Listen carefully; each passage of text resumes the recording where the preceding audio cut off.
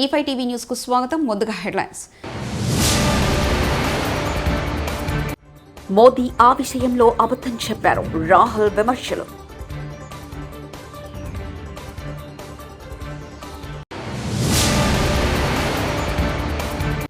Governor నోట అబద్ధాలు మాట్లాడిస్తున్న కాంగ్రెస్ ప్రభుత్వం. మాజీ మంత్రి హరీష్ రావు.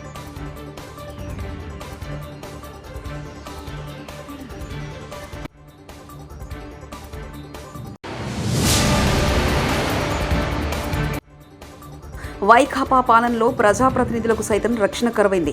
నందమూరి బాలకృష్ణ.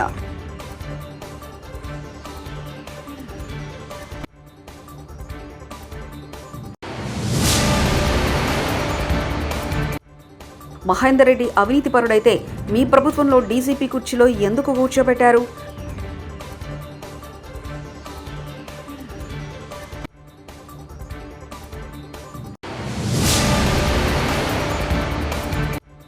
ప్రజల పొలాలు స్థలాలు వైకాపా సర్కార్ కబ్జాలోనే.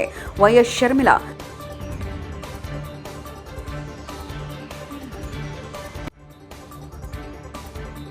ప్రధాని మోదీ తన కులం విషయంలో ప్రజలను తప్పుదోవ పట్టించారని కాంగ్రెస్ అగ్రనేత రాహుల్ గాంధీ ఆరోపించారు.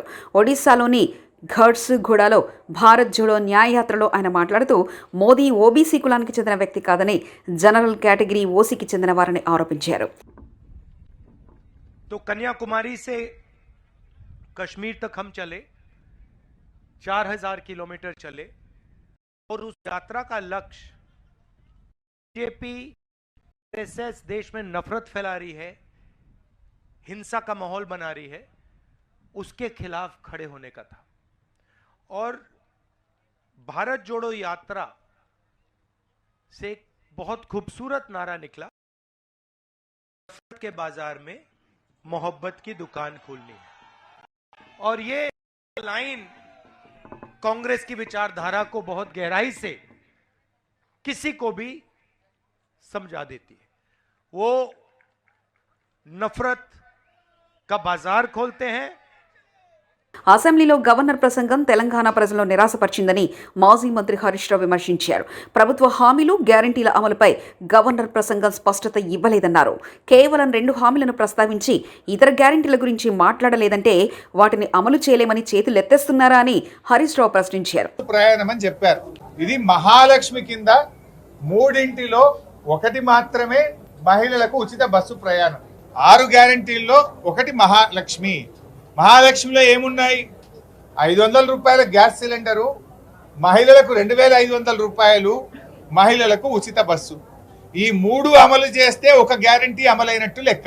కానీ 3 ఒకటి మాత్రమే చేసి ఒక గ్యారంటీ అమలైందనేటువంటి ఒక అర్ధ సత్యాన్ని గవర్నర్ చేత పలికించడం ఇది చాలా దురదృష్టకరం. ఈ యొక్క శాసనసభ ప్రతిష్టను, గవర్నర్ గారి ప్రతిష్టను దిగజార్చే విధంగా ఈ ప్రసంగాన్ని తయారు చేశారు. ఈజ్ ఇట్ నాట్ ఏ లై? మీరు మహాలక్ష్మి కింద 3 చెప్పారు, ఒకటి మాత్రమే చేసి ఒక గ్యారంటీ అయిపోయింది అనడం అనేటువంటి ఒక అర్ధ సత్యాన్ని గవర్నర్ గారి చేత చెప్పించారు. గతంలో సలహాదారులే వద్దన్న రేవంత్ తెలంగాణ అసెంబ్లీకి ఏపీ అడ్వైజర్ను ఎందుకు నియమిస్తున్నారని భారాస ఎమ్మెల్సీ కల్వకుంట్ల కవిత ప్రశ్నించారు. వైద్య సంస్థల్లో ఏపీ వాళ్లను డైరెక్టర్లుగా నియమించారన్నారు. మహేందర్ రెడ్డిపై అవినీతి ఆరోపణలు వస్తున్నాయని టీఎస్ పీఎస్పీ చైర్మన్గా ఆయనను తొలగించి న్యాయ విచారణకు ఆదేశించాలని డిమాండ్ చేశారు. ఇదే డిమాండ్తోని త్వరలో గవర్నర్ గారిని కూడా మేము రిక్వెస్ట్ చేస్తాం. ఎందుకంటే టీఎస్పీఎస్సీని ఇంపీచ్ చేయాల్సి వస్తుంది, రద్దు చేయాల్సి వస్తుంది తప్పితే వాళ్ళంతటి వాళ్ళు రెసిగ్నేషన్ చేసిన ఒప్పుకునే పరిస్థితి ఉండదు. జటిలమైనటువంటి ప్రక్రియ. నా బాధ ఏంటంటే టీఎస్పీఎస్సీ బాలేదు మేమేదో నిరుద్యోగులకు అన్యాయం చేసినామని ప్రచారం చేసుకొని వాళ్ళ ప్రభుత్వంలోకి వచ్చినటువంటి మీరు మరి ఒక అవినీతి పరుడైనటువంటి వ్యక్తి అనే ఆరోపణలు వస్తున్నటువంటి వ్యక్తి చైర్మన్గా, మా ప్రభుత్వంలో 5 సంవత్సరాలు డీజీపీగా పనిచేసినటువంటి వ్యక్తిని చైర్మన్గా వేసుకొని, ఆంధ్రాలో మెంబర్లు చేసుకొని, పొలిటీషియన్స్ని మెంబర్లు వేసుకొని తెలంగాణ యువకులకు ఎట్లా న్యాయం చేస్తారో ఇవాళ మీరు చెప్పాలి. ఎందుకంటే మీరు డిసెంబర్ లోపల 2 లక్షల ఉద్యోగాలు ఇస్తాను, కేవలం 60 మాత్రమే మీరు కొత్తగా నోటిఫై చేసిన ఉద్యోగాలు ఇస్తున్నారు తప్పితే మిగతా అన్ని పాత ఇదివరకే కేసీఆర్ గారు ఇచ్చినటువంటి ఉద్యోగాలనే మళ్ళీ కొత్తగా నేను ఇస్తున్నాను ప్రకటించుకుంటున్నాను. నిన్న సింగరేణి ఇచ్చిన 400 అంతే, అంగన్వాడీలను అప్గ్రేడ్ చేసిన మినీ అంగన్వాడీలను అంతే, స్టాఫ్ నర్సులను అంతే, రేపు రాబోయే 15,000 కానిస్టేబుల్ ఉద్యోగాలు కూడా కేసీఆర్ గారు నోటిఫై చేసినాయి. సో మీరు చేయని పనులు మీరు చేసినట్టుగా క్రెడిట్ తీసుకోవడం ఆపేసి మీరు సక్రమంగా నిర్వహిస్తానని చెప్పి ప్రజలకు వాగ్దానంలో చేసి అధికారంలోకి ఏదైతే వచ్చారో దాన్ని సరిచేయమని చెప్పి నేను డిమాండ్ చేస్తూ హైదరాబాద్లో గచ్చిబౌలిలో బంజారాస్లో 4 గంటలు కరెంట్ పోతుంది. ఏదైతే ఇండస్ట్రీస్ కోసం పార్కులు పెట్టినామో అన్న 3-4 గంటలు కరెంట్ పోతుంది. ఈ రైతులను అయితే పట్టించుకున్న నాదులు లేదు, ఎప్పుడు కరెంట్ వస్తుందో ఎప్పుడు పోతుందో తెలియనటువంటి పరిస్థితి ఉన్నది. మీరు మొత్తం ఆంధ్రోలను నేను 3 పేర్లు చదువుతాయి ఖచ్చితంగా. 4 ఎస్పీడిఎస్సిలో మీరు డైరెక్టర్లు పెట్టుకుంటే అలా నందకుమార్ అంటే ఆయన, నరసింహులు గారు అంటే ఆయన, సుధా మాధురి అనేటటువంటి మేడము, వీళ్ళందరినీ కూడా మీరు డైరెక్టర్లు వేసుకున్నారు. వీళ్ళను ఆంధ్రలను డైరెక్టర్లు వేయడానికి 7 సీనియారిటీ ఉన్నటువంటి తెలంగాణ వాళ్ళను పక్కన పెట్టి ధర్మాధికారి కమిషన్ ఇచ్చినటువంటి రిపోర్టుని మీరు ప్రతిపక్షంలో ఉన్నప్పటికీ సొంత నిధులతో తెలుగుదేశం పార్టీ అభివృద్ధి పనులు చేపడుతుంటే వైకాపా నాయకులు అడ్డుకుంటున్నారని హిందూపురం ఎమ్మెల్యే నందమూరి బాలకృష్ణ ఆగ్రహం వ్యక్తం చేశారు. చిలమత్తూరు మండలం కోడికొండ చెక్పోస్ట్ లేపాక్షి మండలం సిరివరం గ్రామంలో 20 లక్షలతో ఏర్పాటు చేసిన మినరల్ వాటర్ ప్లాంట్ను ఆయన ప్రారంభించారు. వైకాపా పాలనలో ప్రజా ప్రతినిధులకు సైతం రక్షణ కరువైందని విమర్శించారు. కౌన్సిలర్ ఆయన మా పార్టీలో ఈరోజు చేరడం జరిగింది. ఆయన సాధారణంగా ఆహ్వానిస్తున్నాం. అలాగే అభివృద్ధి కోసం పాటుపడే ఎవరైనా సరే ముందుకు రావాల్సిందిగా ఈ యొక్క ప్రజల ఎవరైతే మీకోసం మిమ్మల్ని ఎన్నుకున్నారో ఒక అభివృద్ధి కోసం అయితేనేమి, సంక్షేమ కార్యక్రమాల కోసం అయితేనేమి, వాటికి మీరు కూడా స్పందించి ముందుకు రావాల్సిందిగా, ఇందులో భాగం కావాల్సిందిగా కోరుకుంటున్నాను. అలాగే నాయకులు బాపిరెడ్డి గారు అయితేనేమి అందరూ కూడా ఇవాళ ఈ పార్టీలో చేరడం జరిగింది. మా వాళ్ళంతా రక్షణగా ఉంటారు. మా వాళ్ళంతా అదే నేను ఆయనకి అభయస్థం ఇచ్చాం. మేమంతా కూడా తెలుగుదేశం పార్టీ కార్యకర్తలు అయితేనేమి, నాయకులు అయితే మేము ఆయనకి అభయస్థం ఇచ్చాం.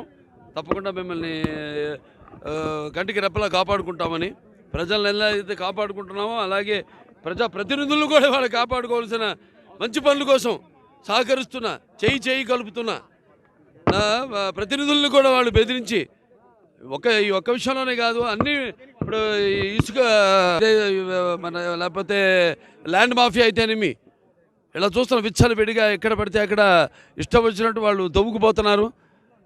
అలాగే కబ్జాలు చేస్తున్నారు భూములను కూడా. వీటిలన్నిటికీ మా వాళ్ళు అడ్డు పడుతున్నారు. సో తప్పకుండా ఇటువంటి వాటికి అన్నిటికీ ఎప్పుడు మేము అడ్డు పడతాం.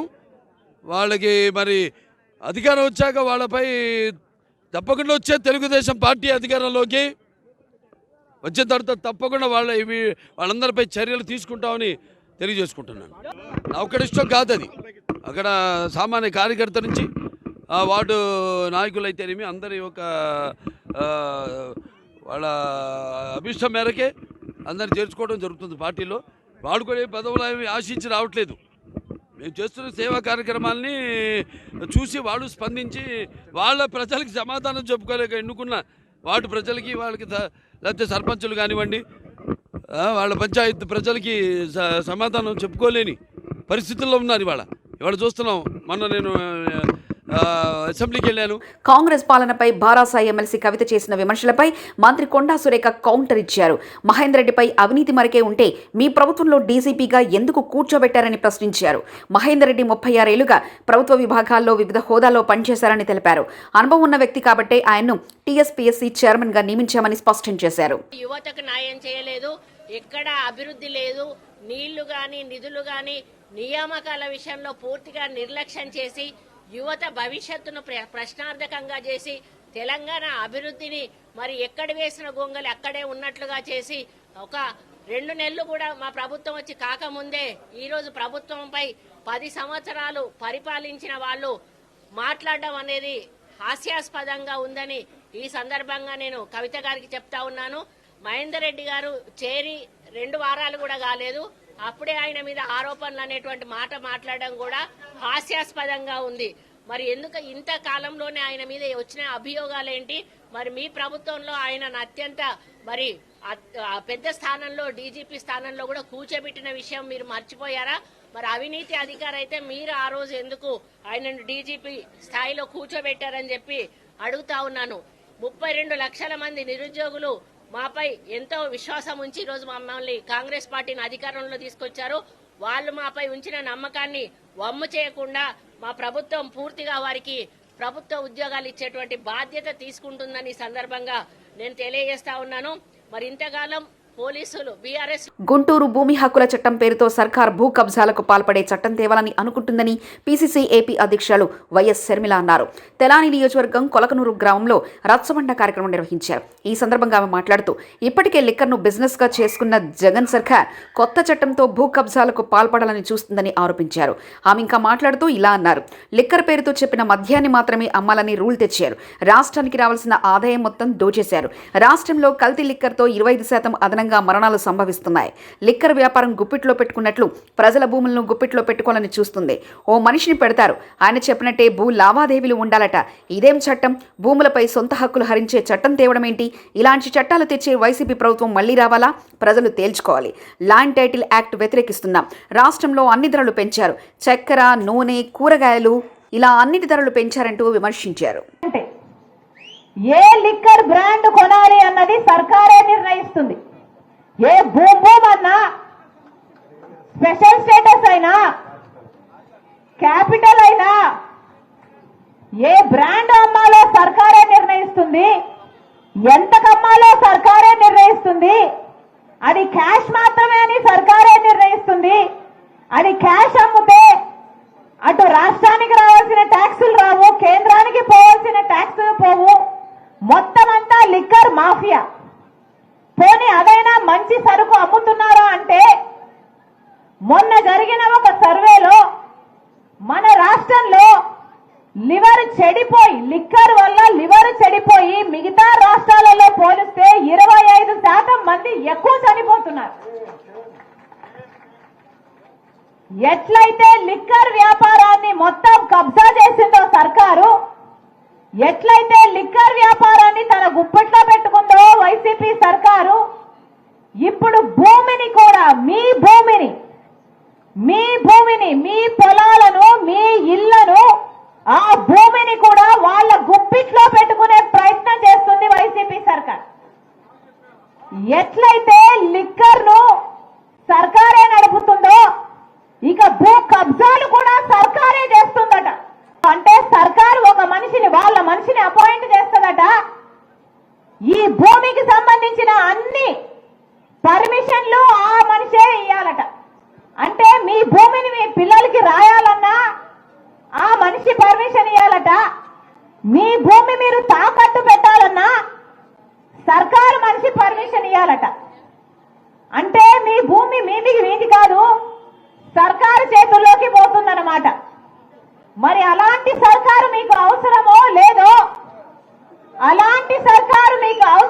లేదో, మీ భూమిని మీకు కాకుండా చేసే సర్కారు మీకు అవసరమో లేదో మీ చేతుల్లో ఉంది, మీ నిర్ణయం మీద ఆధారపడి ఉంది. ఎలాగైతే లిక్కర్ సర్కారు చేతుల్లో ఉందో, మీ భూమి కూడా సర్కారు చేతుల్లో ఉంటుంది. ఎలాగైతే లిక్కర్ వ్యాపారం సర్కారు చేస్తుందో, బహిరంగంగా ఓపెన్ గా చెప్తున్నారు క్యాష్ అని. సర్కారు ఎంత సరుకు అమ్ముతుందో బయట ఎవరికీ తెలియదు.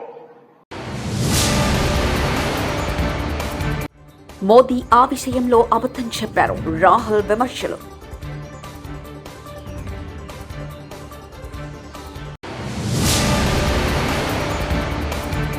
గవర్నర్ నోట అబద్ధాలు మాట్లాడిస్తున్న కాంగ్రెస్ ప్రభుత్వం. మాజీ మంత్రి హరీష్ రావు.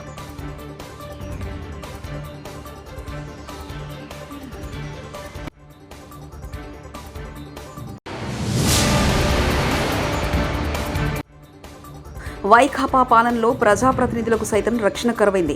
నందమూరి బాలకృష్ణ.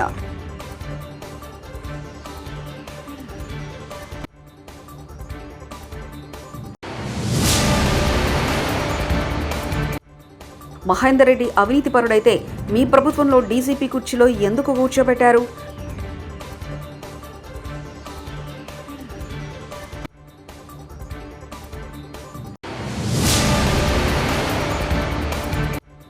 ప్రజల పొలాలు, స్థలాలు వైకాపా సర్కార్ కబ్జాలోనే. వైఎస్ షర్మిల.